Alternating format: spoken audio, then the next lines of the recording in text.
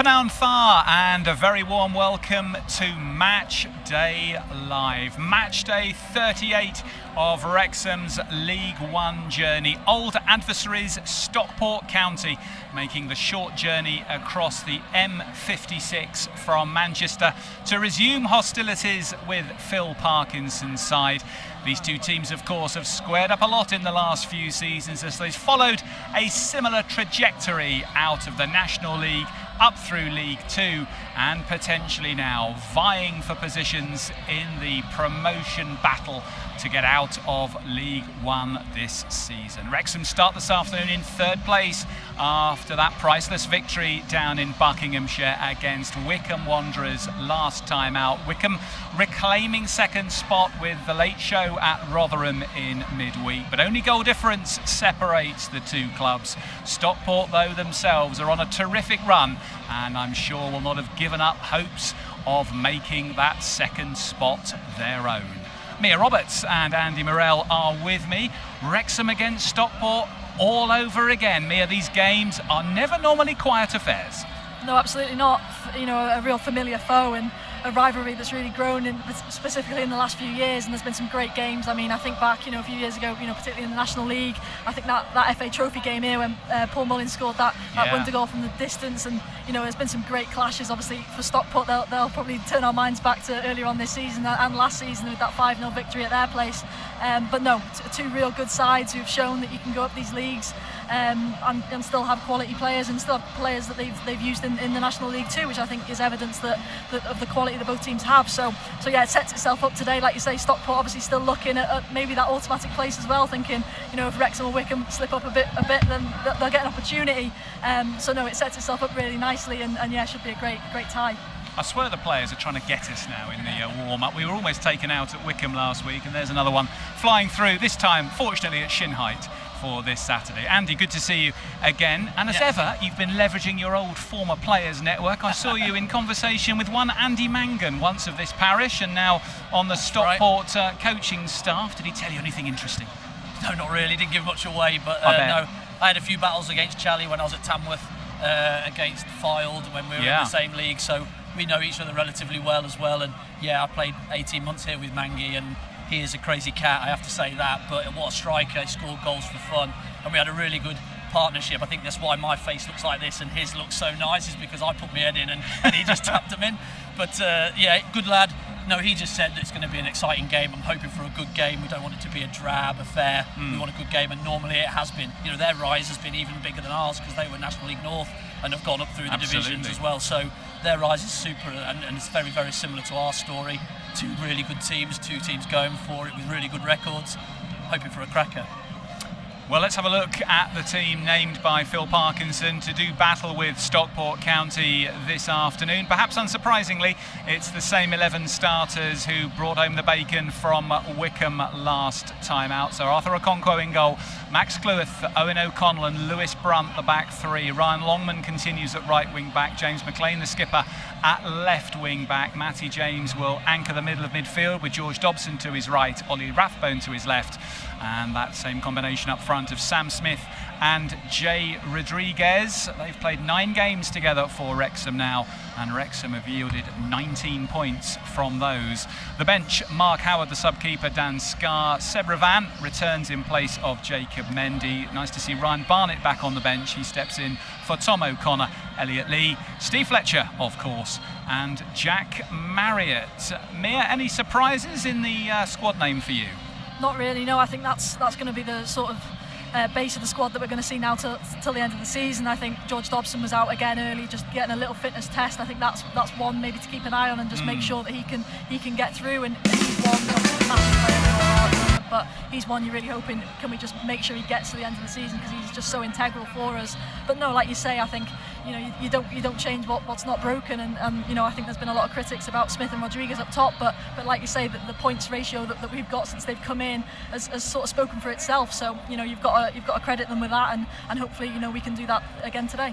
I think it's right that they stay in the game. Wrexham do, and for 70 minutes, and Rodriguez hasn't got the goals that we've wanted him to, but they're staying in the game, and Fletcher's then coming on and making that impact. So it's a way that's worked for us for the majority of the season, so why move away from it so close to the end of the season? And as you mentioned about Steve Fletcher's impact, Andy, just looking back, of course, at the Wycombe game last weekend, what a strong header it was, and so well directed to give that opportunity to Sam Smith late in the game. Fletcher earlier this season was coming off the bench and scoring, but if he's not scoring, he's assisting. Yeah, he's just so clever, isn't he? He knows where people are around him. What I liked was Smith's movement. He just took a couple of steps just to give him a little bit of a gap that if it did go his way, he had the time and movement and space to be able to then finish, and he hit it well. I sort of called it as a bit of a deflection in co-coms. I think it still takes a bit of a nick, but you've got to give it to him. It was a great strike and well worthy of winning any game. Mia, looking at the Stockport side today, 3 changes from Dave Challoner, some of those enforced by international call-ups. What sort of setup are you expecting from the visitors? I think probably more defensive from the outset than they have been maybe in recent weeks. I think recently they've sort of switched to a back 4. I think today, just from looking at the team they've put out, I think that'll be a 3, which is interesting. To see if that does work against obviously Wrexham, who play the similar style. So it'll be really interesting to see. And obviously Anderson, the young lad they've brought in as sort of that Louis Barry replacement, he's been called up to the Iceland under-21. So that's a bit of a blow for them, but. I think it'll be Wootton and Olafe up top, who are 2 real good attackers. So I don't think they'll be too worried about that. And yeah, they've got so much quality in that squad. Lewis Bate for me is the one to keep a real eye on. I thought he really ran the show in the reverse game. So if we can keep him quiet, then I think we can get something out of today.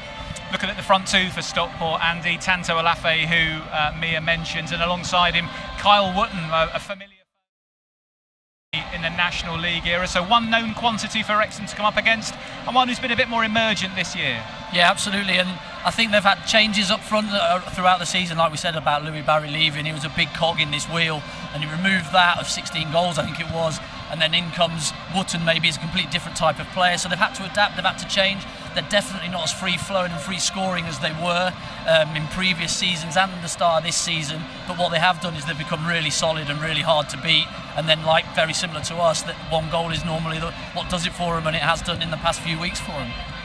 Let's have a quick look at the other fixtures in the division today, because it's an international weekend, which means some clubs are not playing this time round. We'll come to that actually in a minute, because Phil Parkinson is here, so we'll catch up with Phil first, then we'll come back to the weekend's fixtures. Thank you, Phil, very much for hopping into CS pre-match today. The same starting 11 from you then as did the job at Wycombe for you. Ryan Barnett coming back on the bench, and Sevra Van returning as well. I'm guessing they're both returners from injury, and the starting 11 a reflection of being pleased with the result and the performance last week. Yeah, just obviously with Ryan and Seb both been back in training this week, and both done well for us this season, and are key players to have it in the squad.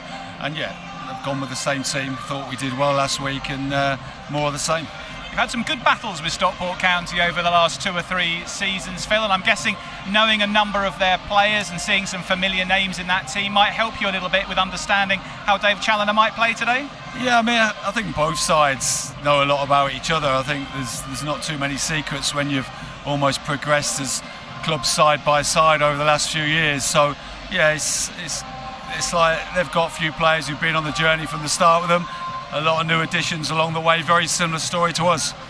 No midweek game for you this week, I think the first time in 8 weeks. Has that enabled you to do different things in training and give the players a bit more rest perhaps? Yeah, I think the rest has been the key, because like I said after the game, we've had a few lads like Dobbo and Ollie, Rathbone in particular, who've been playing with slight problems, and we need to get them close to as 100% as possible. And so it's been a good week for us, and the training we've done has been at the right intensity and the right duration, I feel, and the lads are in good shape, ready for today. Good to see Cal Burton back out on the grass again, and part of things at Wycombe. He's not made the bench today, but how near is he, Phil, to being back in your thinking? Yeah, no, Cal's done brilliant. So pleased for him. We've got a reserve game on Tuesday, so that's another opportunity for him to play. But Mark's done well. It's also there's competitiveness in all areas of the squad, and Mark came in and did really well. And Cal's getting stronger each day, and he's competing for a slot. What are your areas of focus this afternoon, Phil, on where you want to get on the front foot in this one? Yeah, I mean, it looks like Stockport will go 3 at the back. They've flipped from a 4 to a 3 at times this season.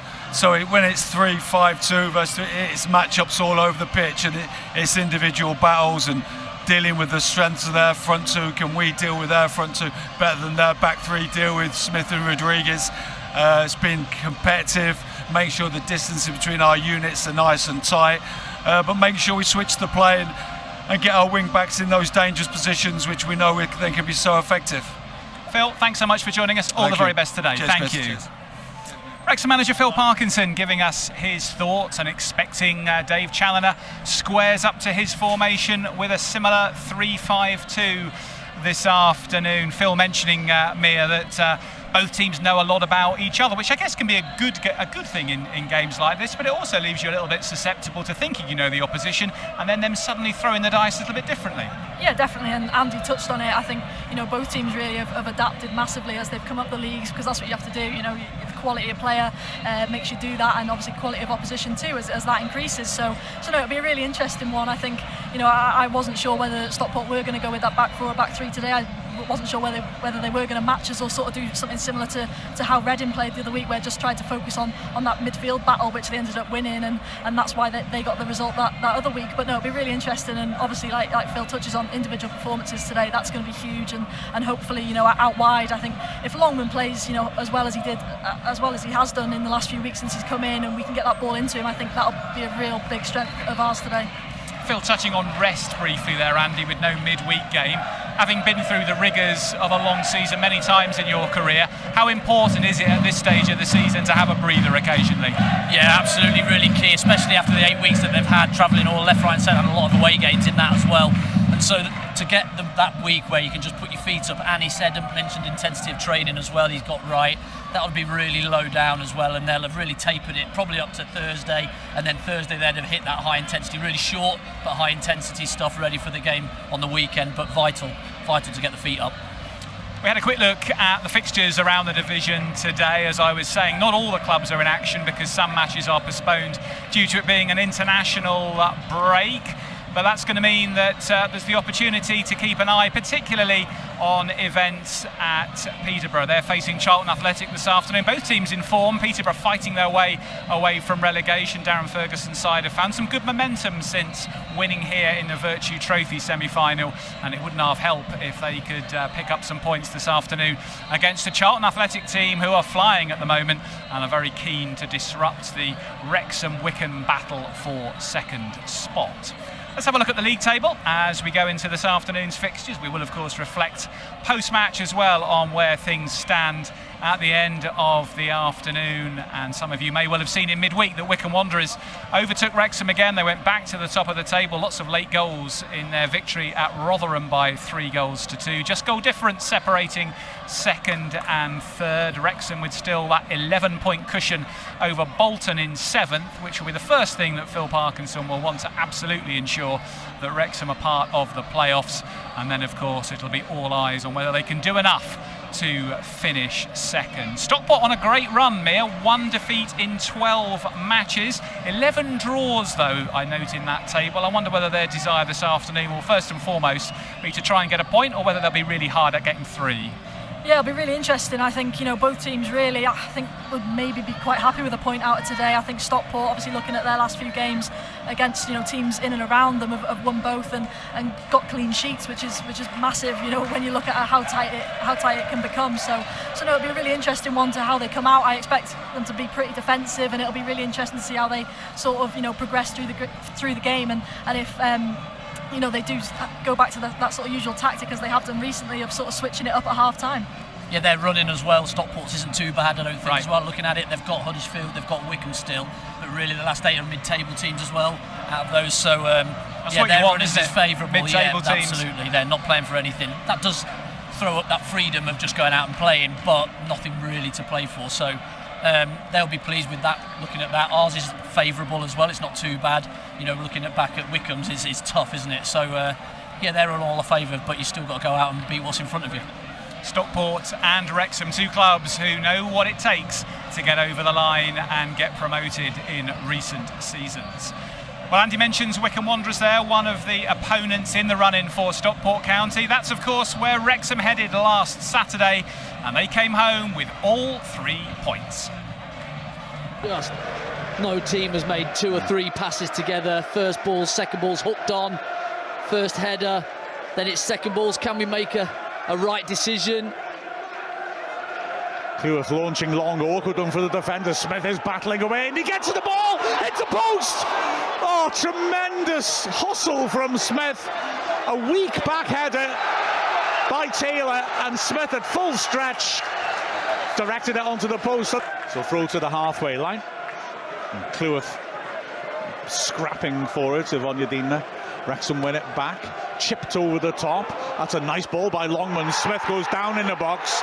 Wrexham shouting for the penalty, and Smith has stayed down. Ref is not interested. It's a head injury, isn't it? Well, surely he's got to stop play, and he has now, and Wrexham are surrounding him. Smith sits up now to complain. It might not be a head injury, you know. But Wrexham frustrated there. I think he was definitely had a shove in the back.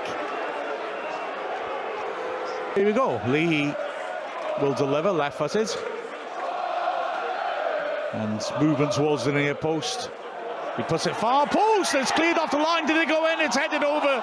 And it didn't go over the line. Wow. Well, like you say, danger. Wrexham really lucky to survive that. Fed instead down the left for Longman, has continued his run and pops up on the left flank. Now he finds McLean, first time cross to the far post. Fletcher gets under it, can't control his header. James cushions it, tries a shot which hits a player. That's got to stop play. That's a head injury as Fletcher plays it in, and Smith scores an unbelievable goal. The ref didn't stop play, and Smith with a left-footed volley. The swaz on that. Oh my word, what a hit. Unbelievable. Well, we're right behind it, and it's Fletcher. I was talking about composure in the box when you get a chance or anywhere on the pitch, and he just cushions the header. What a hit from Sam Smith over his right shoulder and just laces it through into the back of the net. What a strike! You're right though, Mark. Lee got absolutely smashed with that attempt from Matty James in the middle. I'm not sure if it does hit his head or he just gets almost winded by it in the chest, stomach area. But who cares? The game plays on and it just falls to him and he just catches it so well. That's why you pay the money for a striker like that. Eyes on it all the way. Long ball over the top. O'Connell has to be alert, and he's lost it to Udo. He gets in the box. O'Connell forces him wide. Ball comes back in, great chance. O'Connell gets a fan to it and does brilliantly to grab the rebound. Will the ref give him time? Referee Wrexham fans whistling. 40 seconds over, and that's it. A huge, huge win for Wrexham. Mission accomplished in Buckinghamshire then. Wrexham with that 1-0 victory over promotion arch rivals Wycombe Wanderers. Wycombe, though, mere bouncing straight back in midweek with an astonishing victory at Rotherham United. Nothing in the game for an hour and no score, and then suddenly a goal flurry at the end. But getting the job done and getting 3 points from Rotherham will have certainly sent a positive dynamic back through that Wycombe dressing room, coming off the back of the defeat to Wrexham. No, it was absolutely massive for him. I watched most of the game, and like you say, just a bit of a nothing game really. No real moments of quality, and then that man Richard Kone pops up again and rescues them from what would have been a real big moment in this run-in, and especially like you say on the back of that Wrexham defeat. So no, it was a real big turnaround from them, and that's where they are showing their quality. That grind to make sure they get the points in the last few minutes or so. They just don't lose games, and that's why they are where they are, because they're just grinding out these points at the moment, and it definitely helps having a man like Richard Kone up top on, I think, 18 goals now. I think he's gone up to top goal scorer. I think we fell on one there with them out playing. Absolutely. When we played against them, him not playing was a big drop for them, and it was unfortunate just through illness, but that's what you have to play, and what you play in front of you, and we got the job done, and then they did on Tuesday night. It's going to be like that through the rest of the season. Bound to be nip and tuck with twists and turns all the way to the final day. Now, Wrexham have been busy off the field, as they have on it in recent weeks, with a recent trip to the United States high on the agenda. A little bit earlier today, I had the chance to catch up with our Chief Business and Communications Officer, Rob Faulkner, to understand a little bit more about the trip. Rob, thanks very much for joining us on Matchday Live. First and foremost, good to see you safe and sound return from the exercise of the New York Marathon last week. How did you find it? Yeah, hi Chris, thanks for that. It was a very interesting experience actually. There was a group of us out there, including Ben Foster, Jamie Edwards from the Wrexham Foundation, Humphrey Kerr, who was running it, and part of his training schedule to do the full Manchester Marathon. CEO Michael Williamson was out there. And I somehow got roped in to do it late notice as well, but it was all for a good cause. I brought it up the rear, finished in 2 hours 35, but just glad to have finished. But it was for a good cause, good reason. It was sponsored by United, our partners as well, so that's what we were doing out there, and we were raising money for Kick for Life and for the partnership through the Wrexham Foundation that we have out in Lesotho. So hopefully we'll raise a bit of money for that, and it was all for a good cause. Well done for getting round, Rob. That might have been 2 hours 35, but you got there, so congratulations. And whilst you were out on that trip, of course, you had other business to attend to with the United Nations. The story was covered on the Wrexham website this week. Perhaps you could just talk to us a little bit more about the work that the club is doing as part of the Football for the Goals initiative. Yeah, that's something that came about from recent trips out there. Sean Harvey and others had contact with the United Nations. Football for the Goals it's a UN-led initiative which is there actually to give a platform through football, through the popularity of football globally, in support of the UN Sustainable Development Goals, the famous SDGs. Mm-hmm. There are 17 of them, including very worthy causes like stopping hunger, equality, diversity and inclusion, and numerous other environmental goals. And it's a way of sport and football in particular supporting those development goals and giving them visibility, but also as an industry, as a sports industry, trying to live some of those goals and bring them to life. Have you had any early thoughts about how some of those goals might translate into practical activities that the club can undertake? Yeah, I mean, the good thing, as I said, is that a lot of them are already embedded in the club. As I said, equality, diversity, inclusion, working to alleviate sort of hunger, in poverty. That's a lot of the work that our foundation is doing. Yeah. And then on the environmental front, that's something that we're always looking at here at the club.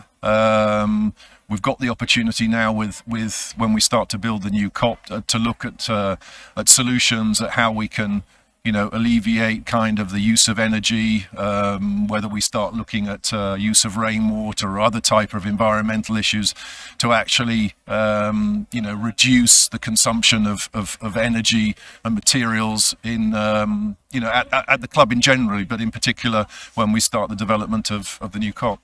Just on that subject, Rob, I know there was an announcement from the club this week about some changes that are going to occur at the stadium in the next few weeks in readiness for the COP and the pitch work that's going to be done in the summer. Can you just talk to us a little bit about those? Yeah, we announced yesterday. I know that the fans, as we get the run into the, on the final stretch now, the promotion running hopefully. We've got three home games after today's match against Stockport. That's Burton Albion at home, Bristol Rovers, and then Charlton, the last one. And what we announced yesterday was that we're going to reduce slightly the capacity of the temporary COP, so that we can already start to place materials and in particular be ready for access straight after the last match of the season, whenever that is, of course, we don't know. So that the first thing that we're going to do is the pitch works. So there's extensive pitch works going on in the close season, and that's the first thing that we need to do and that we need to tackle.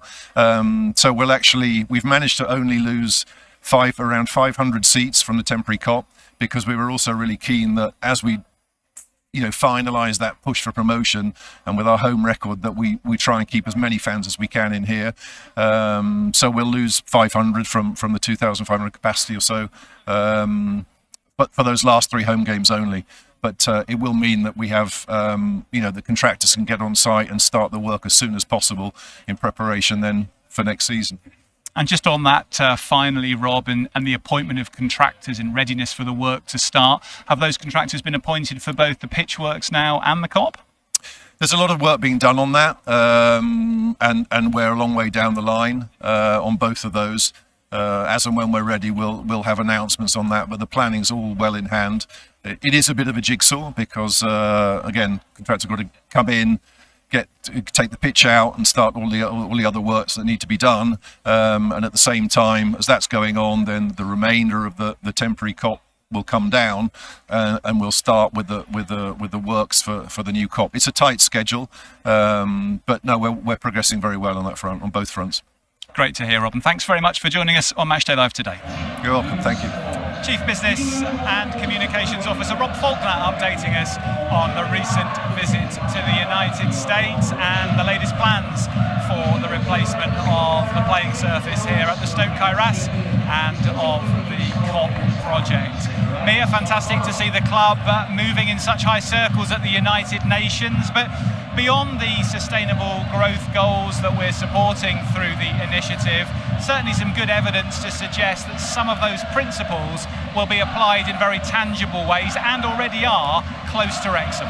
Absolutely, and that's always, the priority, to maintain that community link with the town, because that's something the club's always done really well. Obviously, even before the owners have come in and made us a bit of a global brand, really. So that's brilliant to see, and the work Jamie Edwards does and everyone behind the scenes is remarkable. And I think you feel that in the town, and obviously for the young people particularly, and those affected by things that restrict them in certain aspects, that they really feel that as well. So it's brilliant. I think today there was a food bank collection or something at the ground, which again, obviously shouldn't be happening in this modern day, but it's great to see the club supporting, local people like that who are in need.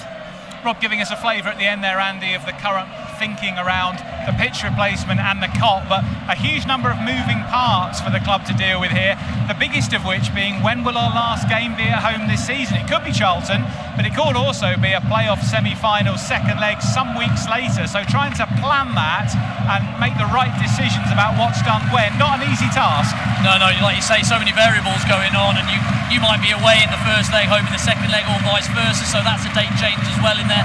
If we are in the playoffs, if we finish at the end of the season, great, because that means that we've gone, and then they can get work going. But yeah, they've just got to just plan accordingly and just work with that. It's so difficult for them, but just really good to see that they're going to go and do the work eventually. It's great to get a new pitch. It's getting a little bit torn up and weathered, and Charlie's keeping it as best he can, and they're just trying to get through to the end of the season, and then the COP will get floored and they'll go with that as well. So things are moving. They most certainly are, and you can find out more about the Sustainable Development Goals, all 17 of them, on the club website, where there is an article about Wrexham's recent visit to the UN in New York City. Well, as we build up to kick off here at the Stoke Kairas, we have the chance for our regular Played for Both feature. This afternoon, someone who's actually been part of the Matchday Live team from time to time this season, representing Wrexham with distinction over 300 times, but also spending 18 months with today's opponents, Stockport County. I caught up a little bit earlier with Wayne Phillips. Wayne, you wore the red shirt over 300 times. Your debut was back in February 1990 against Rill in the Welsh Cup. What do you remember of first wearing the Wrexham shirt? I remember being called into the manager's office 2 hours before kick-off and being told I was starting. And quite nervous at that time, but looking forward to what was going to be my debut here at the racecourse. Even though it was a Welsh Cup game, not too many fans around the place, but to make that debut and pull on that red shirt for the first time was quite emotional, and a game I'll always be proud of. And you had quite a special night, scoring on your debut, and it wasn't a tap-in. No, it wasn't. Quite often I scored long-range efforts, but this was nearly the halfway line, and I always say it was a bit of a toe-poked effort to the goal tower left-hand side there, and lucky enough, it was a goal that only got us a draw on the night, and we eventually beat Rill in a replay to progress in the competition. But no, you never forget debuts, and certainly I'll never forget that goal. So modest beginnings perhaps in the Welsh Cup, Wayne, but just over a year later, you were squaring up to Manchester United in the European Cup Winners' Cup, playing them both here at the Stoke Kairas and at Old Trafford. What are your memories of those two matches? Well, being a Man United fan growing up, it was a dream for me to draw United in the European competition.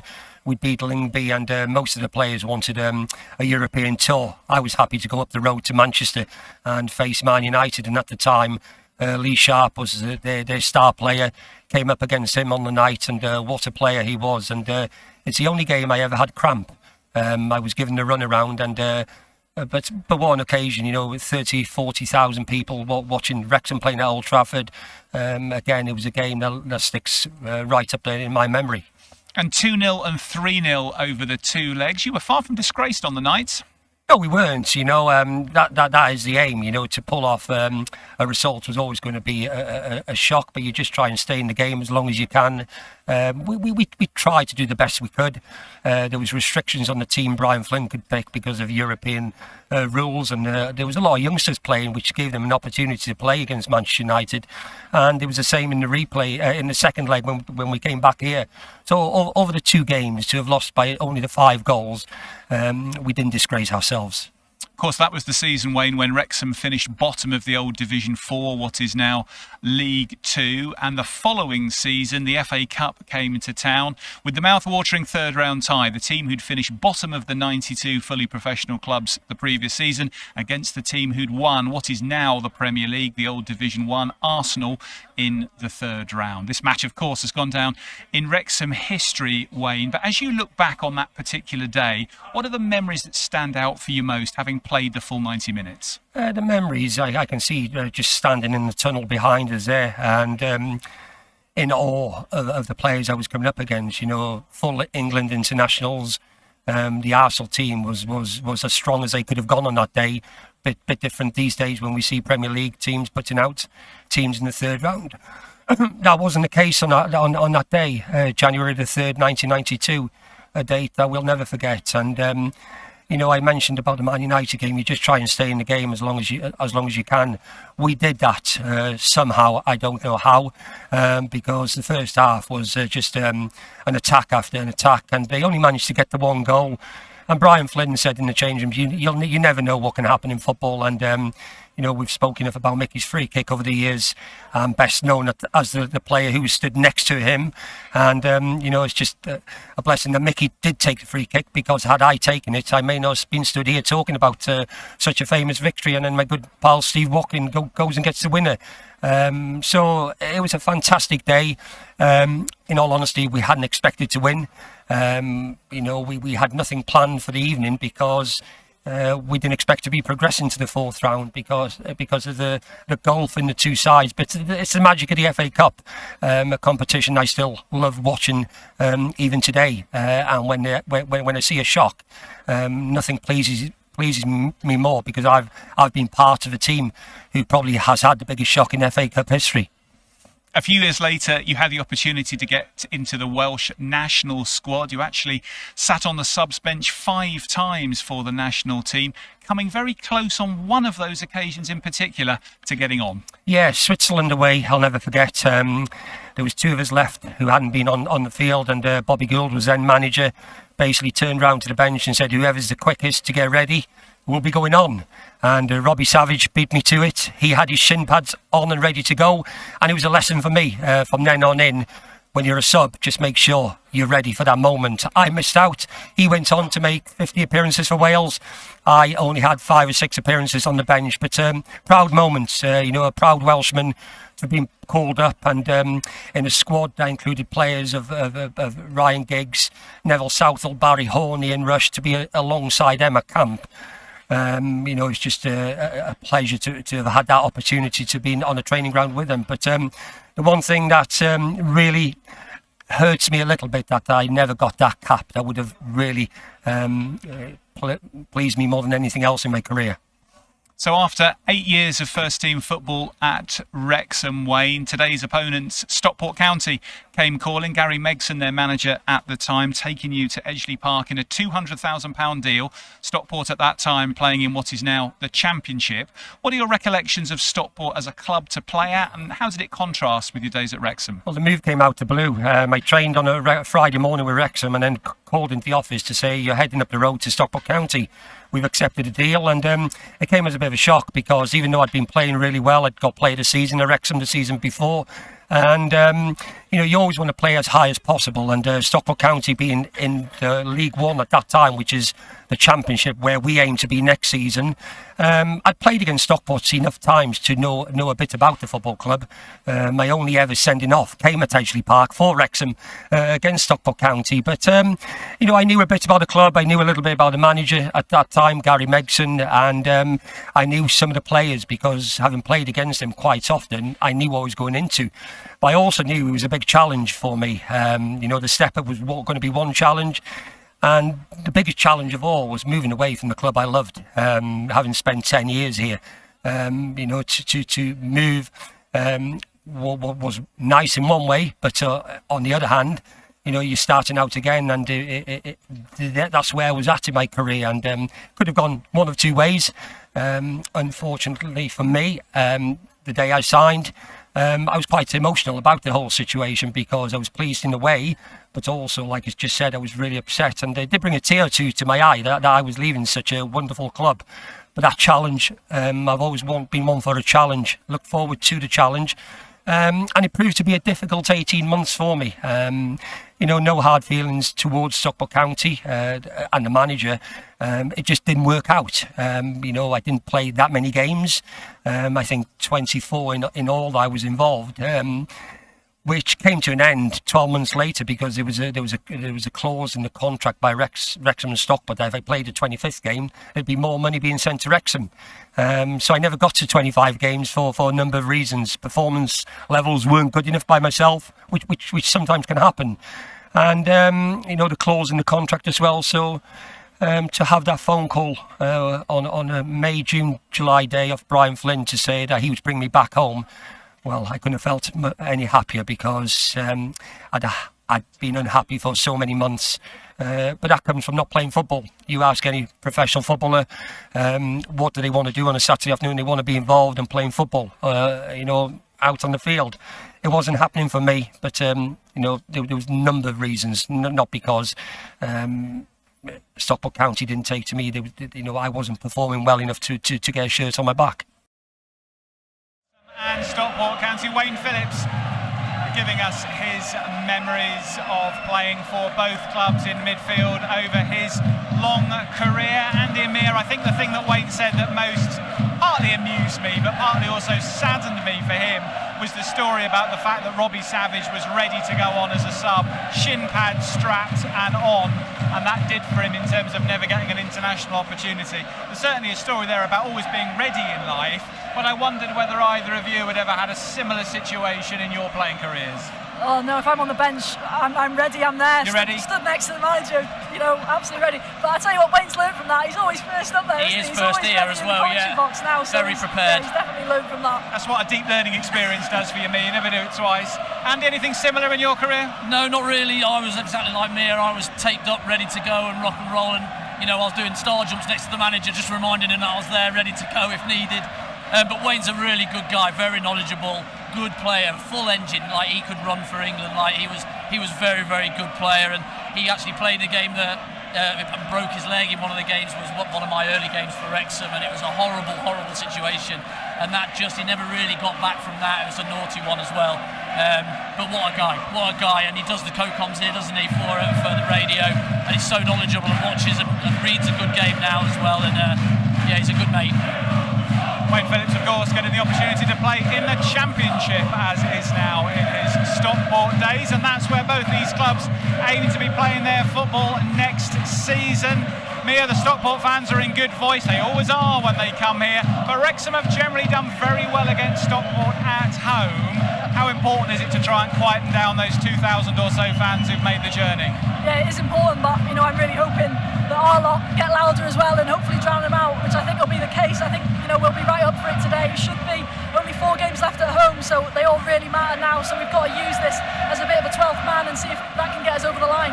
We saw the atmosphere, Andy, in the last home game against Rotherham, significantly more powerful than in previous games. And Phil made the point post-match of just how important the fans are. When it gets to this stage of the season, there's a few nerves around. Is that multiplied ever further in its importance?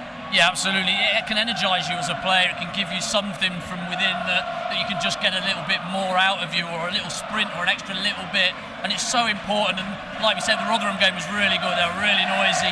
The Wycombe fans down at Wycombe was insane, the noise that they were producing. And they just carried them through that second half. And they've started off again the same. And it's brilliant. The to and fro-in from these fans is going to be quality. Well, today is United Day here at the Stoke Kairas. United Airlines have very generously put a Wrexham bobble hat on every home fan seat this afternoon, so that should certainly add another splash of colour to proceedings, and we hope at half-time to catch up with one of the senior leaders from United Airlines over for this fixture to understand a little bit more about the sponsorship agreement in place between the airline and Wrexham AFC.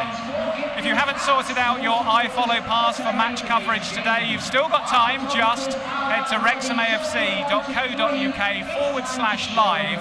You'll see all the audio and video options there. Mia and Andy will be on co-commentary with Mark Griffiths throughout the afternoon, and they'll be back with me at half-time and full-time as we review the afternoon's events. We're all set then.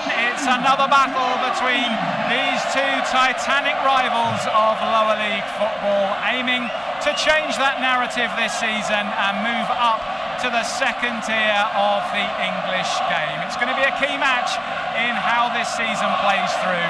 We look forward to your company at half-time and full-time. Sailing, the players are on their way out now, so we'll see you back here in around about 50 minutes' time. See you then.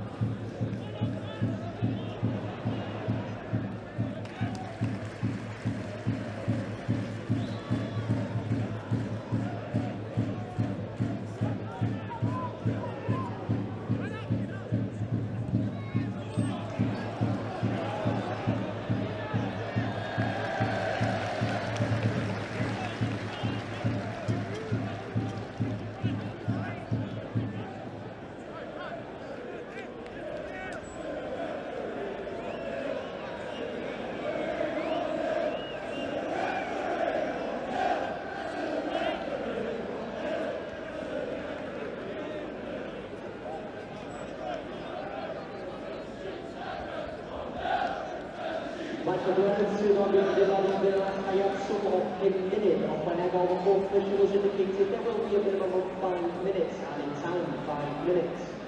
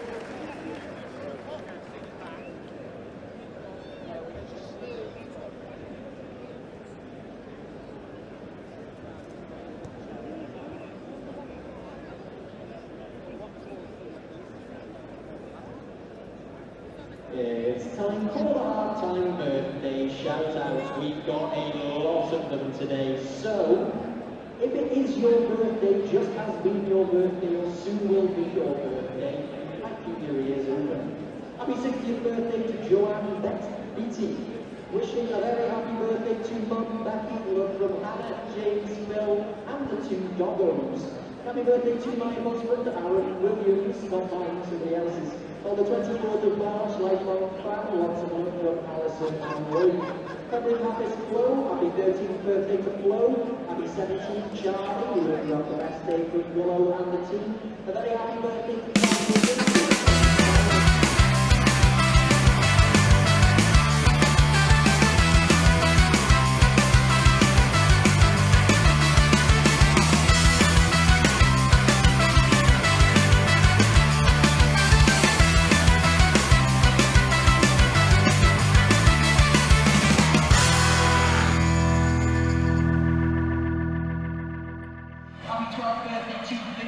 Welcome back to the Stoke Kairas half-time here. It's Wrexham 1, Stockport County 0. Jay Rodriguez with his first goal for the club. The difference between the two sides after an eventful first half. Rodriguez's intervention in the 29th minute came from open play, but that only tells half the story. His penalty was well saved by Corey Adai down to his right, but the former Burnley centre-forward was quickest to react and drilled the ball home left-footed to give Wrexham the lead. The lead up to the penalty was quite controversial. Wrexham appealing for a handball against Ibi Toure. Initially, it wasn't given by referee Simon Mather. He went and consulted with his linesman, and the linesman's words were enough to persuade the referee to point to the spot, much to the disappointment of the Stockport players and management. Rodriguez, though, quickest to react, and that's the difference between the teams. Only a minute or so before that, Wrexham had other strong claims for a penalty waved away by Simon Mather. It was Sam Smith again causing problems. Ethan Pye came across and challenged in the box. Phil Parkinson sprinting to the edge of his technical area. Nothing given on that occasion.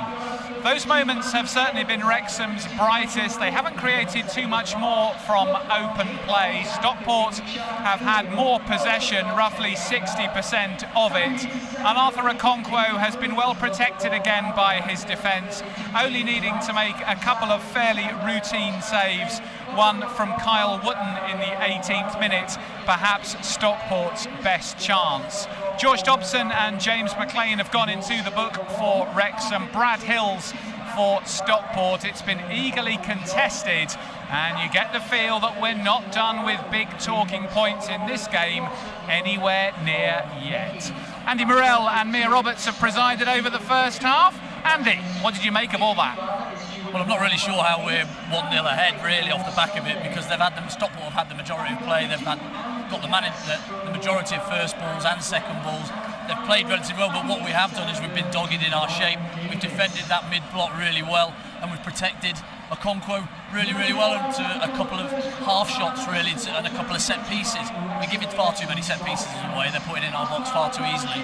But what we have done is when we've had opportunities at the far end, we've actually made good quality crosses and good decisions, and I think the referee's got it wrong. I don't think it's a penalty, that one, but I think the one before it was, so it's a penalty out either. So yeah, it balances out, and I think Smith was just pulled back. He had his arm and pulled him, and that's a penalty for me. But a little bit like the Wycombe one last weekend, and you said in review of that it was the sort of decision that you'd get anywhere else on the pitch but not in the box. Exactly the same. Looked very similar to me, even more of a shout this one, but again that one waved away. I agree, and that's what we were saying last week, was you don't get them in the box, but why the bar's higher in the box than it is out on any pitch, I don't know. But at least he's got a decision, he's got it right off one of them, if you like.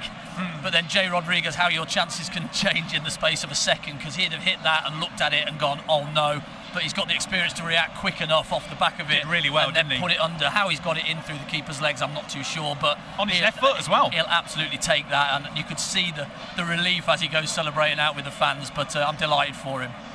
Mia, from a defensive point of view, if you were Ibi Toure, you'd probably think you were hard done to there, because a deep cross coming in from George Dobson, James McLean heads it back across, Toure is jumping with McLean, he's not looking at the ball from the replay I've seen, it does hit his hand, but it's the old, was it involuntary or voluntary question?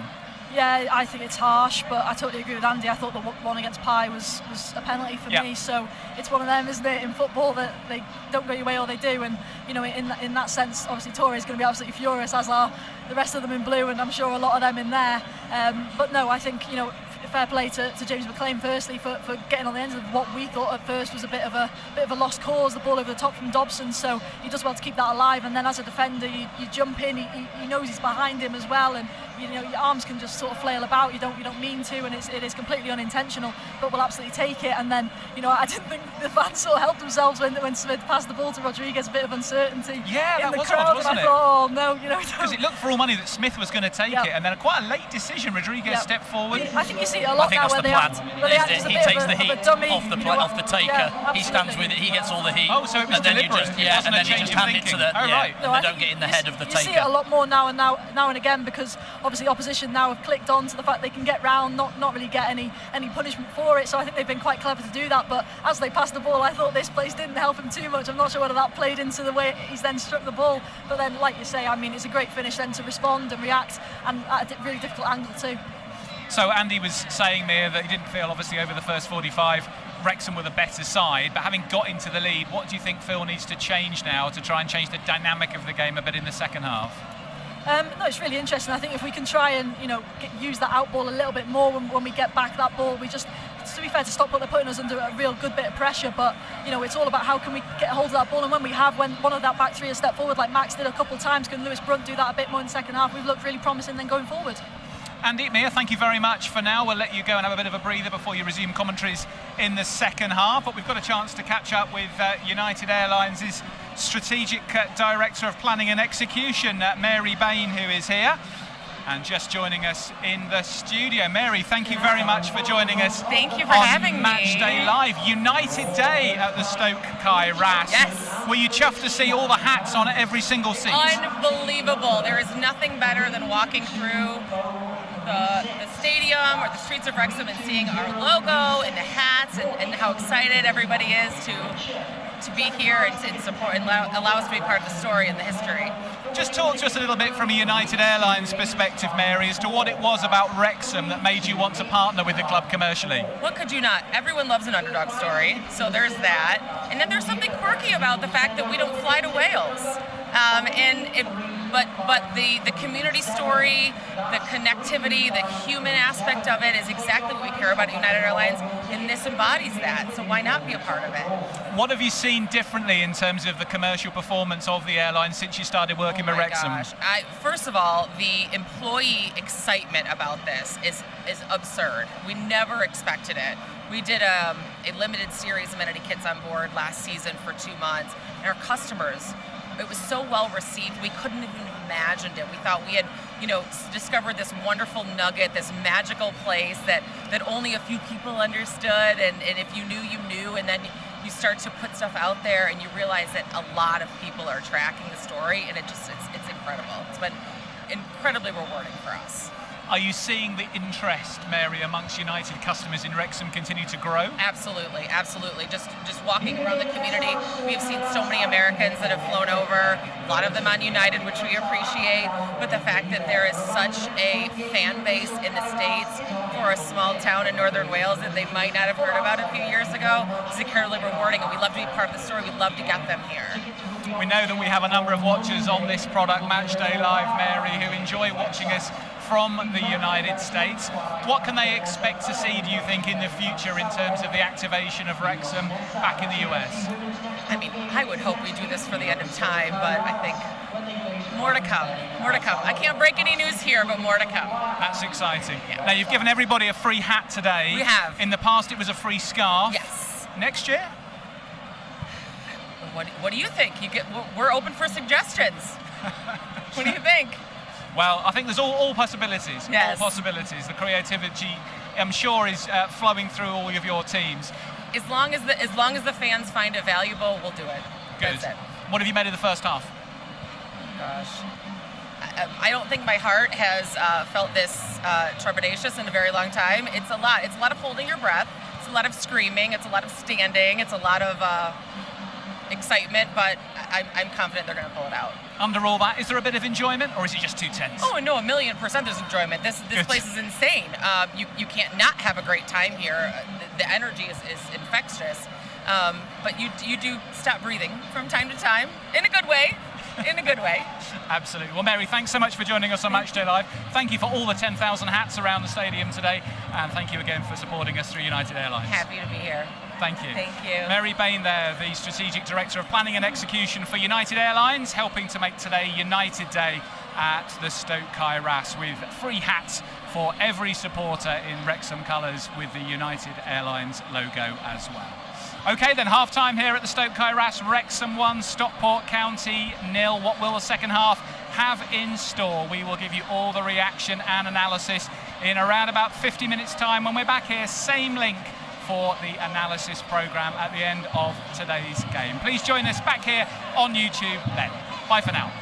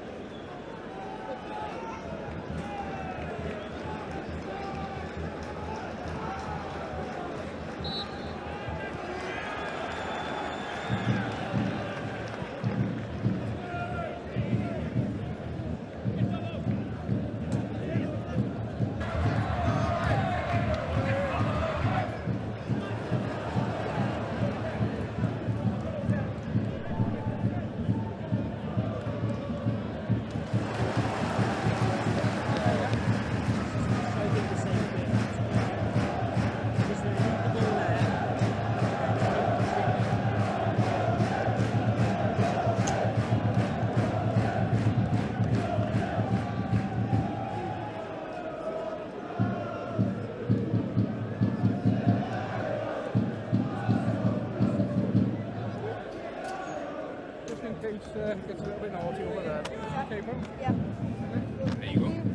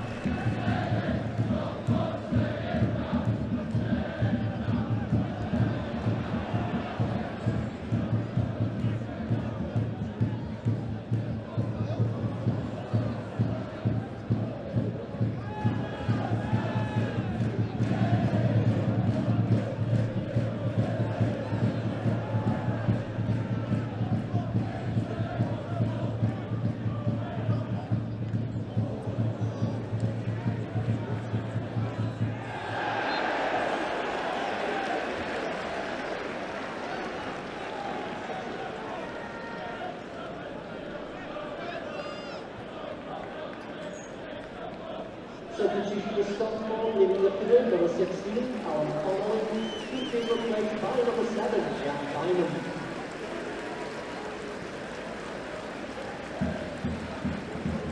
And leaving the field, number 3, Victoria, he's been replaced by number 10, Jamie Beverley.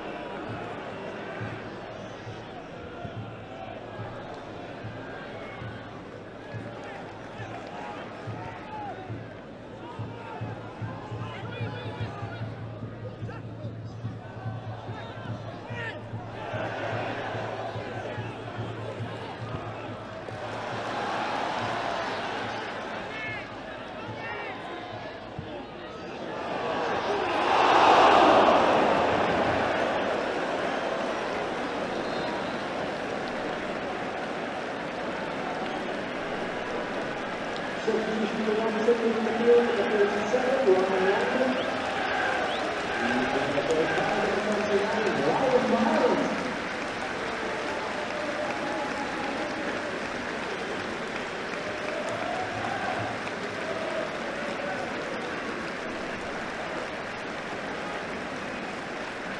And in the field, number 16, Jamie Beverley.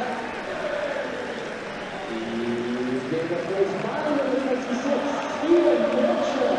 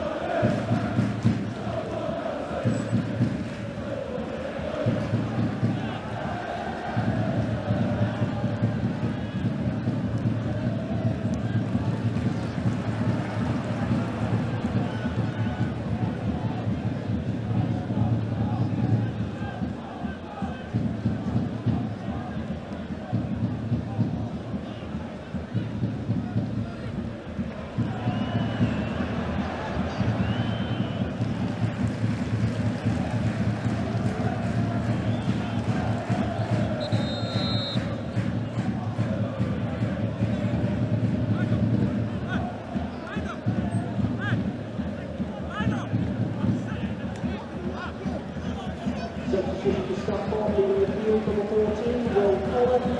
He's been replaced by number 27, Owen Bailey.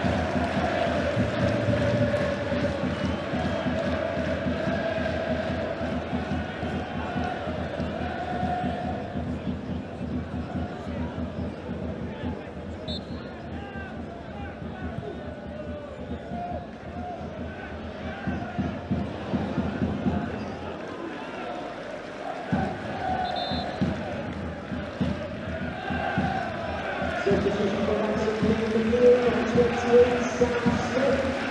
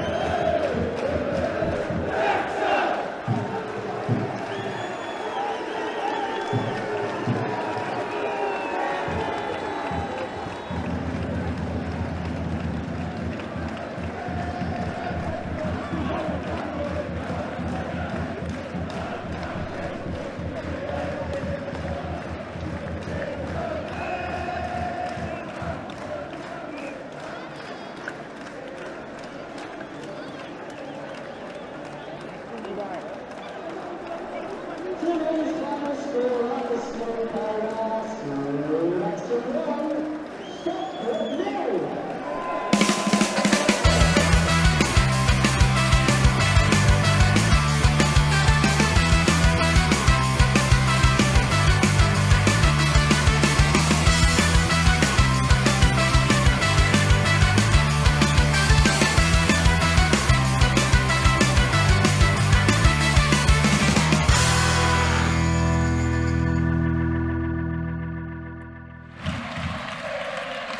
Full time here at the Stoke Kairas, and Wrexham have made a major statement in their bid to finish second in this league and gain automatic promotion, because they have beaten rivals Stockport County by a goal to nil. The second half followed a similar pattern to the first, Wrexham having to absorb a fair amount of pressure as the visitors enjoyed the lion's share of possession. But in truth, Arthur Okonkwo was only seriously extended once when a 54th minute header from Callum Connolly needed the big Wrexham keeper to tip it over the bar. Wrexham chances to extend the lead given to them by Jay Rodriguez in the 29th minute were few and far between. Sam Smith, played in by Lewis Brunt in the 63rd minute, fired off an early shot from wide, which was well dealt with by keeper Corey Adai. Ollie Rathbone also had the chance to end an excellent 20-pass move with a header. He flashed that wide. But aside from that, Wrexham's focus was on smothering the Stockport midfield. The rest was a little bit easier for the last 10 minutes when Brad Hills was sent off for a second yellow card. And the roar that went round the Stoke Kairas as the final whistle was blown by Simon Mather was close to visceral. The Wrexham fans knew what this meant in terms of their mission to finish in second place. Victory over Wycombe last week, backed up by this win over Stockport County. Phil Parkinson's side have now won 4 of their last 5 matches, and all of them by a single goal to nil. Andy Morell and Mia Roberts, we've been here before, but it's a good feeling nonetheless. Andy. 1-0, was it? Yeah, I think so. It's just so tense. We're not really ever in full control, but our back three have just been immense, and the keeper as well in that with Arthur, because he makes one save today, and it's a really important one, just tips it onto the bar. But they just do not concede chances really to anybody, or good chances, and they're so solid that you know that we get one at the other end or a little chance at the other end, and we win the game 1-0, and that's been our theme, our mantra this season, and it continues, and long live it. Please just keep going, I'll take it, right? 38 games played, Mia, 19 clean sheets, an astonishing record. And if Wrexham are going to finish second this season, it is going to be firmly built around having such an utterly miserly defence. Absolutely, like Andy says, just that back three again today, I just thought, just so colossal. Just they stand tall at times, and you just feel, they breathe that sort of aura and that confidence. And Owen O'Connell, again, for me, just again, it feels like sometimes the ball's just a bit of a magnet to him, and he's just always in the right place, right time. And it just makes it so difficult for teams come in when they know they're going to put a ball into the box, and that we've got such a strong back three in the ones that are out there, and also the ones that can come in as well. I just think defensively we are so strong, and obviously Arthur as well. The work he's done today, and the saves he's made this season. But no, again, we look at it, and yes, you can critique certain aspects of performance, but again, another massive 3 points, absolutely brilliant scenes. When that final whistle went, and the noise the fans were making to get the boys through the last few minutes as well. I just thought, again, the atmosphere absolutely brilliant, and Stoke Kairas just doing what it does best. I had a little look back last season at this point in the season, and what teams had done, how many points they got after 37, 38 games, and we've conceded less goals than all of them, wow. Top of the league. So that just shows you, I know Birmingham are flying and they've conceded less, but that just shows you how important our back three, or the defence, and all that back shape, and especially our shape, so compact, and as a group, just not to concede. We weren't great with the ball at all, today, and we gave it away a lot, but it doesn't matter when you're so solid and you can nick one goal and win the game. Absolutely, and I think in that second half, I thought the best chance was probably ours with the Ollie Rathbone header. I didn't think Stockport really made anything, and that's full credit to obviously that back line and also the midfield. I thought, again, Matty James, Ollie Rathbone were brilliant in just hassling and making sure they didn't have a moment, and maybe that comes at the cost of then our bit of creativity when we have to go forward. Of course it does. more than one way to skin a cat, right? Exactly. And that's how we've done it today. We've not had the ball a lot, we've not been creative, we've not gone chances and gone gung-ho, but we've stopped them scoring and we've taken the chance that we got. But that way of winning a game, Andy, has been the default, hasn't it, this season? Absolutely. In previous seasons, we've been free-flowing, free-scoring, great to watch always, but this season, if you take away the first couple of months when goals were coming in and games were being won 3-0, 4-1, etc., this run of 1-0 wins, 4 of the last 5 games have now been won by a goal to nil. And ultimately, there's lots of different ways you can get promoted. You can win 4-3 every week. Great to watch, but sometimes a little bit harem scarum, but that's not the method that we've defaulted to, and this way of winning matches 1-0 has just become a blueprint. Yeah, and the saying is strikers win your games, but defences win your leagues, right? Yeah. Well, we're not far from that, and I think this is proving that completely, isn't it? Off the back of how many clean sheets we've had and 1-0 wins we've had this year, it's not beautiful on the eye, but it's certainly very, very effective. It'll be beautiful at the end of the season. Oh, absolutely. Who cares? You're not going to ask about the performances when you're winning. You just keep winning, and you just find a way to win. Getting ever closer back to that promotion indicator of 2 points a game. Not quite there yet, but Wrexham adding 3 more points to the tally this afternoon. We will check in on the full-time scores from the other League One matches now. And let's do that just after we look at the table, because that's good reading, isn't it? To see Wrexham up to second spot. Wycombe not in action today due to international call-ups, but Wrexham taking full advantage to put the pressure right back on Mike Dodds' side. Played an extra game, of course, but you always want the points rather than the games in hand at this stage of the season. And Wrexham jump back to second in the league. 22 victories, 8 drawn and 8 lost. A bit of a blow to Stockport County. They remain, of course, on 65 points. We'll check out Charlton's result in just a moment, but they were losing heavily at Peterborough United the last time I checked. So looking good for Wrexham in terms of trying to keep the number of genuine challenges to that second spot reduced as much as possible. That will take the gap over Charlton to 8 points with just 8 to play. That's quite a lot for anyone, Mia, to make up in such a short time frame. Sure is. I mean, just looking at it now. 14 to Bolton as well. Yeah. I mean, can we just stop it now? I don't think my heart can take another few weeks. Hang in there, Mia. But no, I mean, it's great reading that, isn't it? But yeah, massive now that we just continue this. And I think, looking at obviously how tight the points are, obviously between us and Wycombe, that goal difference could be massive as well. So I know maybe the goals aren't going for us as much as they are Wycombe, but we're keeping them out, aren't we? So that could prove so decisive. Let's get confirmation of those other results today. That match over in Cambridgeshire, the one of particular interest from a Wrexham perspective, and there you can see on screen confirmation. Big thank you to Darren Ferguson, because his side have beaten Charlton Athletic by 3 goals to 0. I'll tell you what, Andy, ever since you did that interview with Darren before the virtual I've changed their season, haven't I? I was going to say, talk about the invisible hand. Goodness me, what an upturn in performance. And Peterborough, we saw, were up to 14th in the league, so many congratulations to them. Barnsley and Cambridge all square at 1-1. Crawley beating Bristol Rovers. They might start to be looking over their shoulder a bit. The gas as Crawley try and give it a go at staying up. Lincoln all square with Exeter City, Wrexham's opponents next week, and Northampton beaten at home by mid-table Blackpool.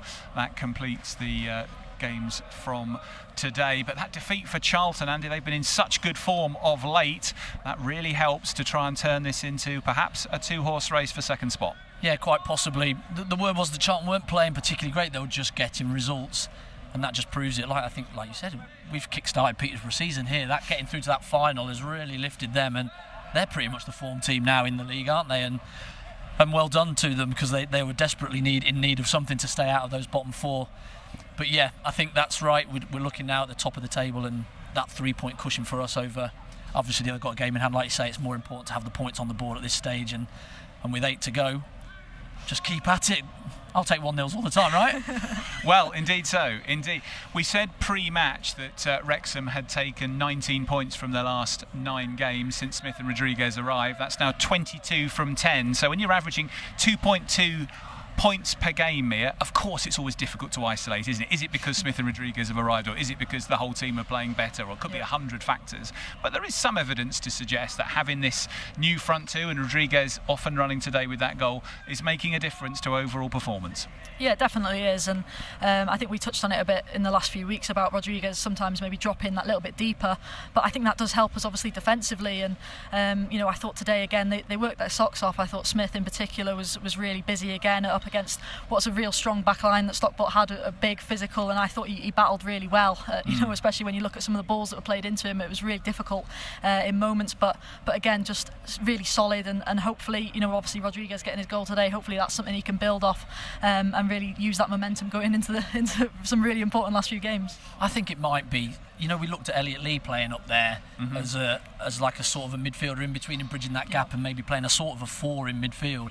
I think Rodriguez has been brought in potentially to do that job the same, you know, but he's got more of a goal threat than Elliot Lee had playing in that position. And aerial prowess to hold it up. Absolutely, and he's a bigger one, like missing an Ollie Palmer, etc. So, so important. I think the two boys have done great since they've come in.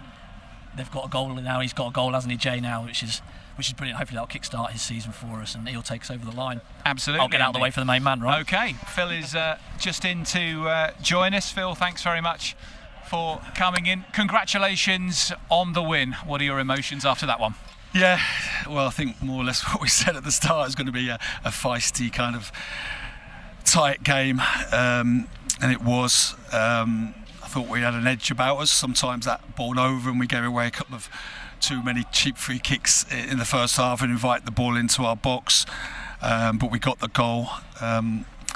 In all honesty, the penalty decision on Sam Smith prior to that is one of the clearest penalties you're likely to see, and I know I've been moaning about it, but I think I'm justified to do that. You know, Wycombe have had 9, Birmingham have had 11. We've now had 2 penalties, and how the ref hasn't given that one where the lads kind of pulled Smithy back, and then the one we got, you'd probably say that is a lesser a penalty, but listen, it's an important finish from Jay, and it gets him off and running. Yeah, absolutely. I saw your reaction to the first non-penalty being given, Phil, and I could see instantly that was causing you a number of palpitations, shall we say, that hadn't been given. Yeah, because we had a similar incident last week at Wycombe where the lads kind of, I'd probably say it was a 50-50 one with Smithy, but this one is absolutely clear. He's pulled him back, and we can all see it so clearly from where how the fourth official could, and I just can't understand how the ref hasn't seen that. And, you know, I spoke to Mike Jones, the head of the refs, early in the couple of weeks ago, after the Reading game, about the decisions we haven't had this season. But listen, we've got one today, and it's a brilliant win for us. You know, it was every time we play Stockport, it's tight, it's competitive, and you don't expect anything else. But you know, we've restricted a good team to practically nothing. You know, could we have taken this thing out the game with the ball a bit of time second half? Yes, but there was a lot of tension in the air, wasn't there? You could sense that. And the one moment we had when Ollie's had that header, if that goes in, it's game over. The Jay Rodriguez penalty itself and his reaction to it, Phil, the speed with which he was able to react, and particularly on his wrong foot to finish, really showed his ability to think quickly when I'm sure the moment of disappointment had to get through in a nanosecond. Yeah, that's right. It was a big moment for us and for Jay. He's worked tirelessly for the team since he's been here. He's helped us a lot. He's got great experience, great nous on the football pitch, but every striker wants to get goals, and he's got the winner today, and that's brilliant for him. What do you think it can do for him confidence-wise? I don't think he was particularly low in confidence because he's an experienced player who's played at the top level of the game, and we've just been speaking to him about, you know, continuing, you know, working with Sam at the top of the pitch and working on that combination, and you know, we've won a lot of games with him in the team, and that's the most important thing. But yeah, of course, the strikers want to score. 19 clean sheets now in 38 games, so 50% of your matches in League One this season you haven't conceded. That must give you huge heart on the training ground, that all the work that you're putting in defensively, not just the back three and Arthur, but everyone across the pitch, is really working. Yeah, definitely. I think, like, first half we kind of let the wide centre backs travel a little bit too far into our half, and we adjusted that after the break. I thought we did it better. We bounced our midfield player out onto the centre half quicker, and locked our outside centre back onto their 8.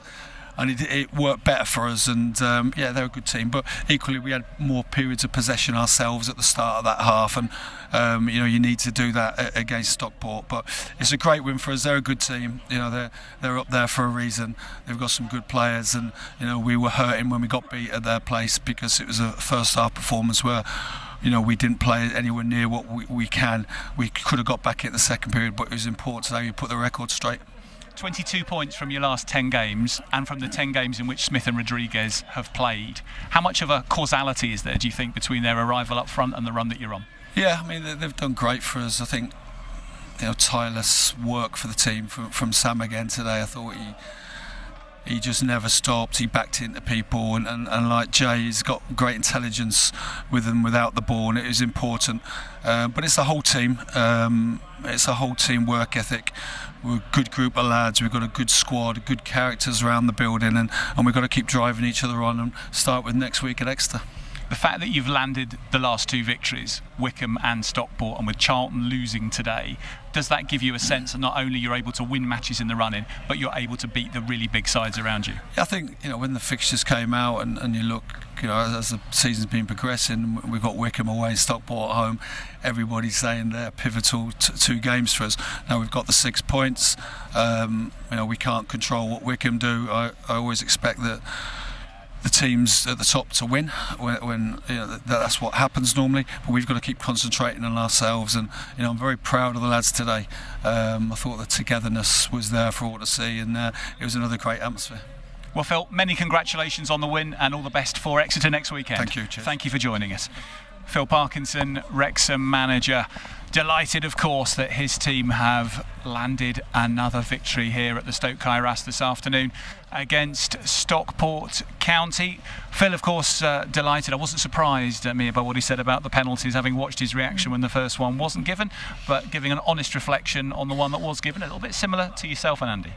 Yeah, I think that's how you've got to be, and in football sometimes things just won't go your way, but like he says, when suddenly you look at the data and see how many Wycombe and Birmingham have had, you do automatically feel a bit hard done by. So that's right for him to feel that way, and yeah, interesting now to see maybe if going forward the ones on Smith, maybe they are looked at a bit more. We'll have to wait and see, but I think that's definitely something that the other opposition look at and maybe target a little bit. I think Mark actually touched on it on comms that apparently at Reading it was quite well known that Sam Smith doesn't get penalties given against him, so definitely one to keep an eye on.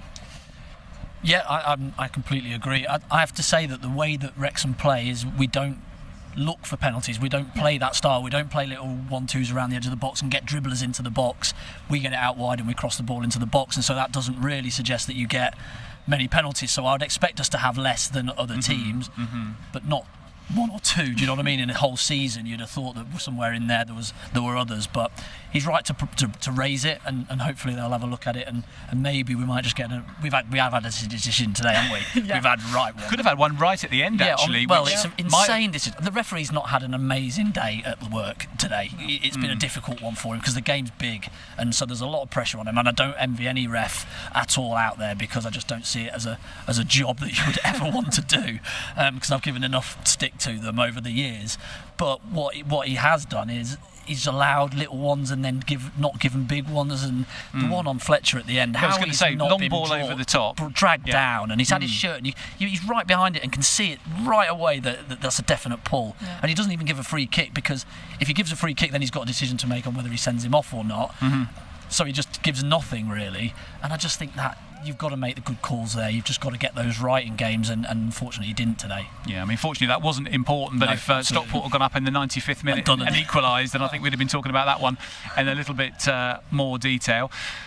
Mia, the challenge now changes, because what we've had in recent weeks is a run of matches against the top sides: Huddersfield, Wycombe, Stockport today. Now 2 teams that are struggling: Exeter, who were going quite well in the first part of the season but have slipped away and are starting to teeter on the relegation picture, and Cambridge United, who are locked right in that battle.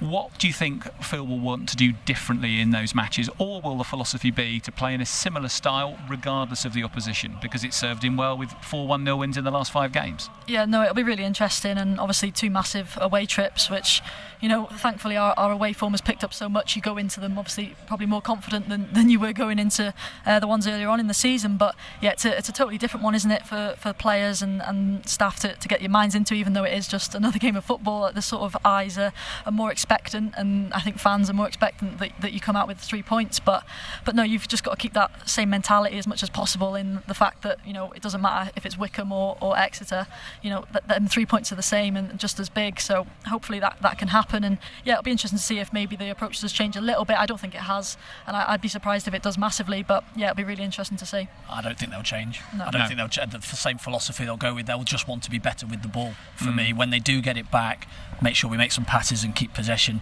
We didn't do that today, but we found a way of winning. Let's check in with next week's fixtures then to see who is where when Wrexham make the long trip down to the southwest to St James's Park, Exeter. One of the longer schleps of the season. Leyton Orient are playing Stevenage in the Thursday night televised fixture, and the rest of these games are Saturday fixtures. 4th against 5th at the Valley. Charlton trying to get back on track after their defeat to Peterborough today, facing Huddersfield, getting a bit of a bounce under their new manager.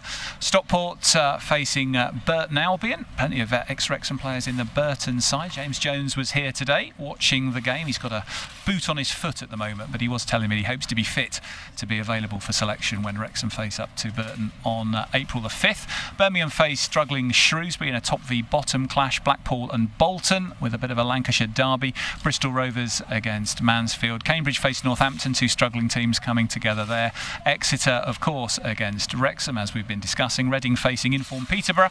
Rotherham squaring up to Crawley. Wigan against Barnsley, and Wycombe Wanderers at home to Lincoln City, who of course will be Wrexham's opposition on the final day of the season. Could yet be an exciting trip to Sinsel Bank, and goodness knows what might follow that. It's so many permutations, isn't it, Mia? When you get to this stage of the season, you're thinking, I wonder which game it could be, if it could be. Still a lot of football to be played. No, absolutely. You almost don't want to look too far ahead and get too excited and too ahead of yourselves, but I mean, I felt a real, another shift up a gear in atmosphere today, and as soon as that final whistle went, it was more, I don't know how to phrase it, but more celebration than that extra roar, relief, wasn't it? Absolutely, and it's just another step closer, and you just want to keep that up now, and hopefully we can continue that a week today.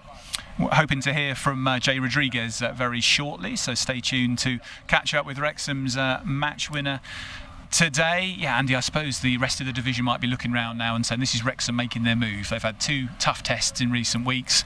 They've made the moves in the transfer window. They've brought players in, and it seems that those players are catalysing a run of form which is potentially going to be enough to get them up to second place. And that's an important shift, isn't it? If you actually get other teams looking at you thinking the momentum's with Wrexham now. Yeah, absolutely. And I think that March was going to sort the men out from the boys. We looked at it before, at the start of the season. You're saying, if we can get through March and be in and around it, we've got a right chance, because our running's not too bad, and they've been absolutely magnificent, haven't they? One way or another, they've found a way of winning those games, and the tight games against the teams at the top are around us.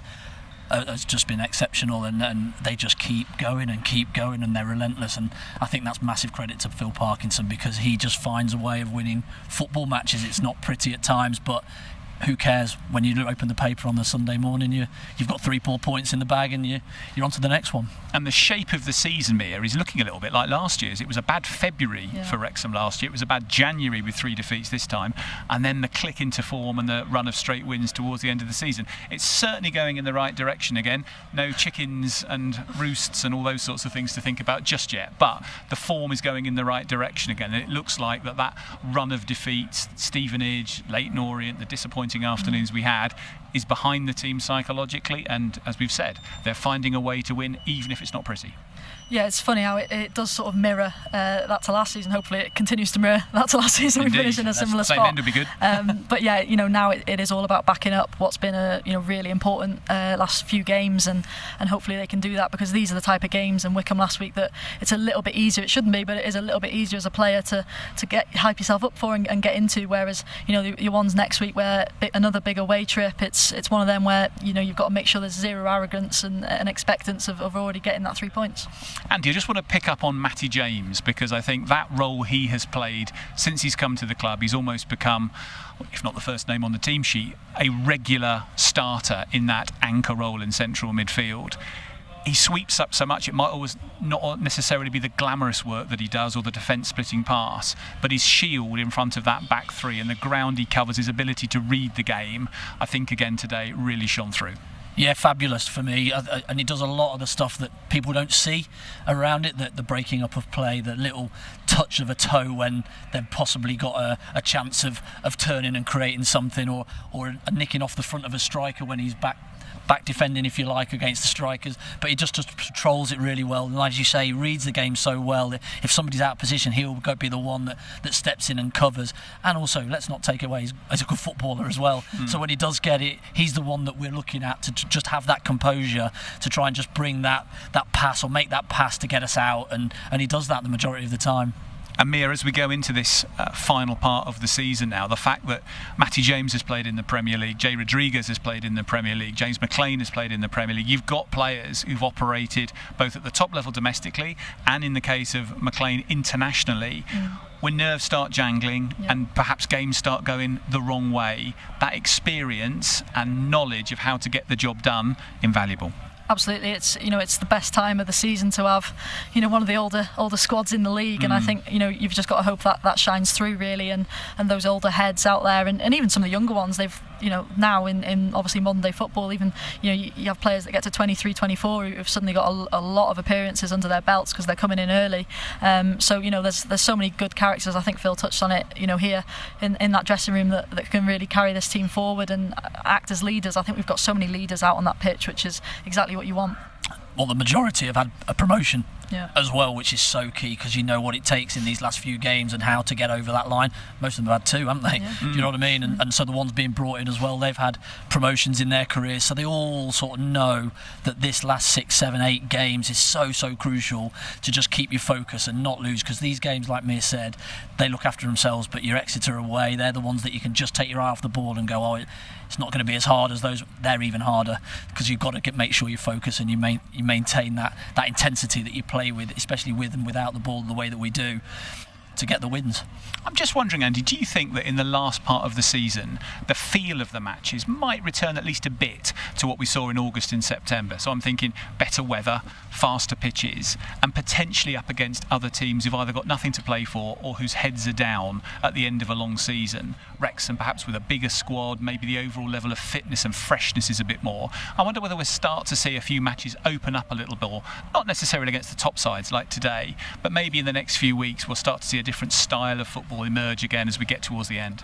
Yeah, quite possibly, but I do believe that it's our squad that has been able to get us to this point where we are, because... And Phil always said that at the start, didn't he? Absolutely, we're going to need everybody, and you've got to be ready if you're out and you're not in the team. You've got to train hard and to get back in the team, and they've got it now. They've got competition. They've got 6 or 7 warming up before the games, that aren't even involved. So I think that is the key to getting us through those tough times. When we did have that wobble in January, we had players that we could swap and change, and make changes that were important to get us back on track, if you like. And okay, you might have gone back to the same other players, but they have had little bits of rest and if there was an injury, we're able to just go stronger with that replacement and maintain that level that we've had all season. And I wonder, Mia, whether there might be someone who's perhaps been a bit peripheral this season who might just come on and maybe play a few games in the run-in now, because we're starting to see somebody like George Dobson struggling a little bit with that injury, obviously nursing it a little bit.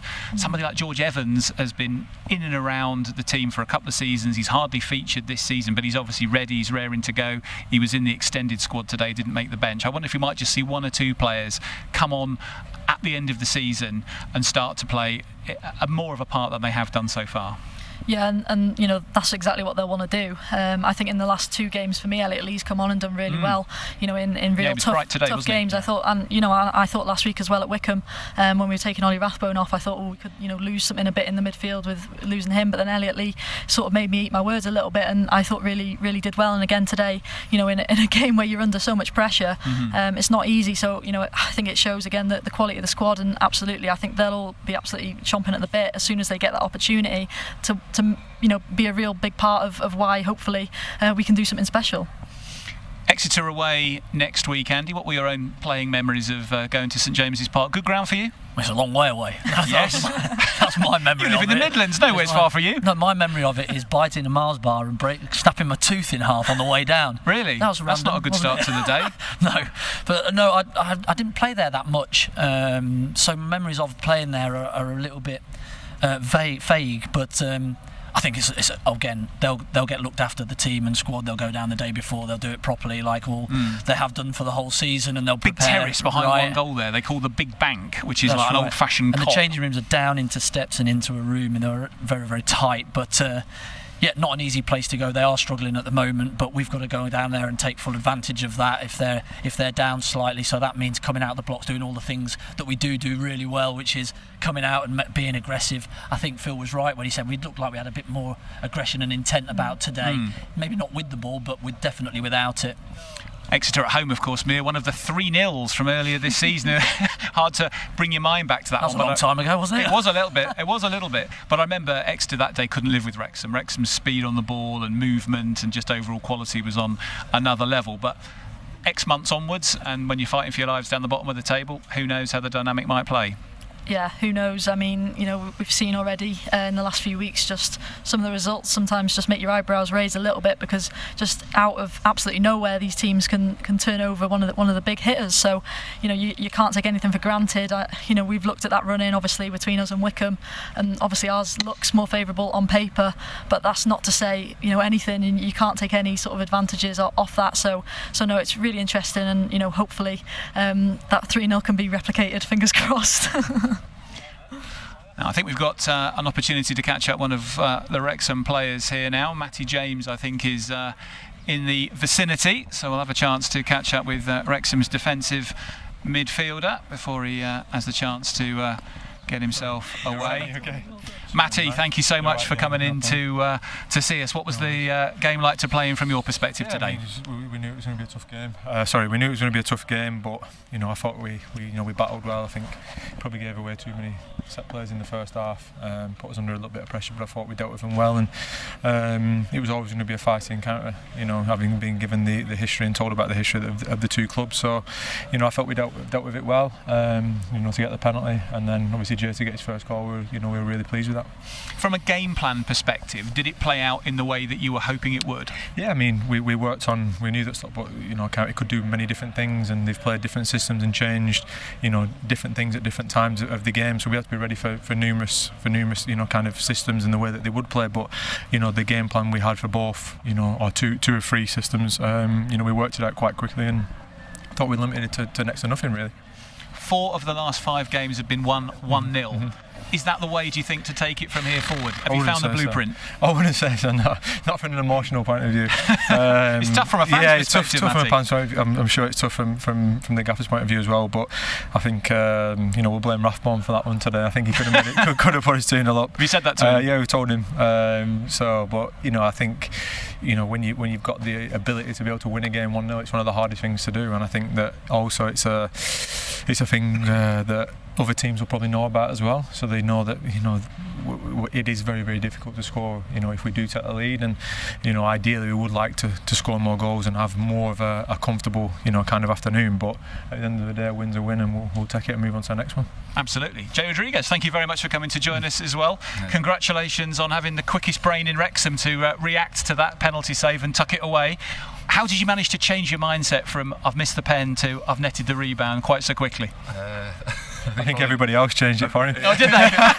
Was there a lot of advice? I think that was probably one of the worst penalties I've taken in my career. So maybe a slight bit of desperation was there, but not to see it go in the back of the net was a big relief. Obviously, I know I've not come in and scored, so to get that off my back is really important. But the main thing is to get us ahead and to get the 3 points today was a big 3 points. I think lads, you see how hard we work, and like I said, deserve win.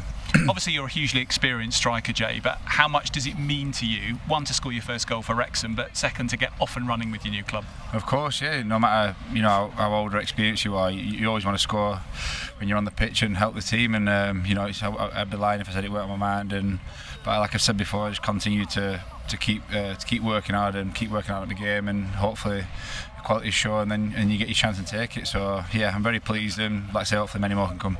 22 points now from the 10 games in which you and Sam Smith have played up front. How much do you feel that you and Sam have forged an understanding now? Yeah, of course. Obviously, it's when you come together in January. It's I think, like I said, I've only played against him not so long ago before I came here.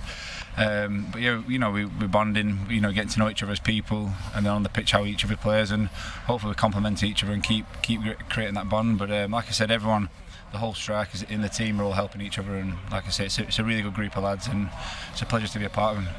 Matty, having beaten Wycombe and now Stockport in the last couple of games, how much more of a lift does that give you in the dressing room rather than victories against mid-table sides, to know you've beaten teams that are up there jousting with you for that second promotion spot? I think for us it's just we're just trying to take it game by game, and I think it's not looking at necessarily the teams or where they are. It's just trying to focus on us as a group, us as what we're going into each game.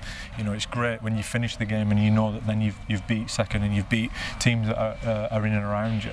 So I think for us it's making sure that we focus on whatever game we've got in front of us and not look too far ahead.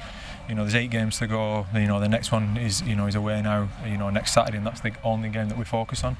You know, we go there, we try and get 3 points, and then we move on to the next one. It's as simple as that, really. Does having a guy from Burnley and a guy from Bacup bring a level of Lancashire spirit to this dressing room? I think so, yeah. I think, you know, especially with Rathbone being from Blackburn, I think that's one of the problems that, East Lancashire Mafia. Yeah, exactly. That's it. Trying to get involved. He's trying, No, fair enough. Yeah, bullied by the Burnley mob, I think that's what it is. Excellent. Exeter away next weekend, so a different challenge on the road, but away form has been good, Jay. What sort of different challenge will there be mentally for you as a squad in facing a team struggling, who we've beaten comfortably earlier this season, versus one of the top sides that we've had success against in the last fortnight? I think for us it's about how we approach it, how our mindset is. No matter who we play against, we have to, you know, come to the game prepared and ready. You know, Exeter's going to be very tough going away. From playing there is difficult. I've played there myself before. It's a tough place to go, so we know the challenges, but again it's about us and how we perform, and hopefully we take care of business. But it's, like I say, it's going to be a tough game. Brilliant. Well, Jay, Matty, thanks so much for coming to join us on Matchday Live. Huge congrats on another win. Appreciate and all the best for Exeter. Cheers. Thank you very much. Matty James and today's match winner, Jay Rodriguez, catching up with us on Matchday Live after Wrexham's 1-0 victory over Stockport County. Great to have not one but 2 players from the Wrexham camp come out to join us in the post-match reaction. Can't beat a bit of Lancashire hot pot, can you, Mia? No, great interview. Yeah, absolutely. really enjoyed listening to that. I think, you know, you can tell Jay Rodriguez really happy with that, not the penalty, but the rebound. He said one of the worst penalties he's ever taken. Yeah. Well, at least he's honest. Yeah, well, I think he's right. Well, it wasn't great, was it? But, you know, who cares? He followed it in really well, and you know, I think maybe if he didn't, he would have had a bit more stick from the likes of Matty James. But no, delighted for him, and hopefully, like he says, he can build on that now.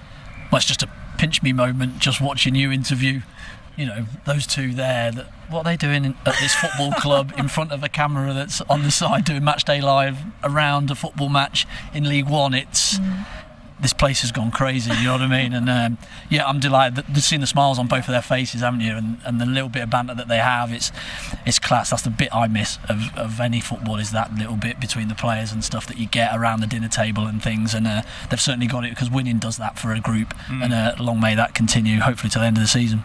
Absolutely agree with that. Andy, Mia, thank you very much. Safe travels down to Exeter. All the best at the other St James's Park next weekend. Well, Wrexham and Stockport have squared off many times over the last 3 seasons, and generally the team at home have come out on top. But if you're going to get promoted out of a division, you've got to have the ability to land a fish of a similar magnitude, and you never want to go fishing if you haven't taken your J-Rod. From all of us at the Stoke Kairas this evening, Diolch yn wylio. Good night.